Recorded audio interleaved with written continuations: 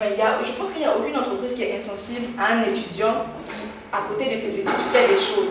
Et quand tu vois ton CV, tu vois que voilà, à côté de ses études, elle est entrepreneur. À côté de ses études.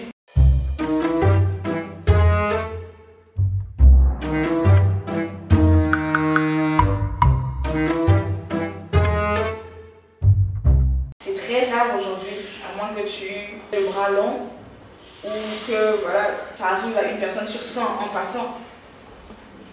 Les autres cas, il faut que tu démontres tes réelles capacités. Et ça passe pas par le fait de dire tes diplômes et tout. Ça passe par le fait de faire des choses. En faisant des choses, je pense qu'il n'y a aucune entreprise qui est insensible à un étudiant qui, à côté de ses études, fait des choses. Et quand tu vois ton CV, tu vois que voilà, à côté de ses études, elle est entrepreneur. À côté de ses études, elle fait ci.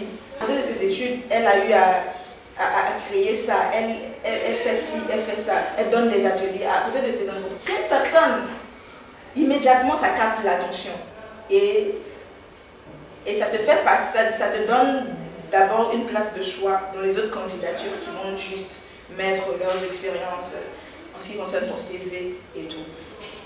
Maintenant, pour un exemple pratique, moi, je vais prendre un exemple pratique. Quand je faisais un entretien avec Michigan Fac pour rejoindre une entreprise en tant que stagiaire, on a fait un entretien en visuel. Et bon, il m'avait donné dans l'offre d'emploi, j'avais vu le descriptif un peu du livre, de l'entreprise. Et je me suis dit, voilà, c'est une entreprise qui s'occupe un peu, à l'intérieur de laquelle il y a une filiale, une maison d'édition. Donc c'est quelqu'un qui aime beaucoup le livre et l'Afrique. Voilà, ce sont des choses et les initiatives des personnes qui font des choses. Je suis allée même regarder son LinkedIn et dans son titre, le titre de son LinkedIn, il a mis I'm looking for champions.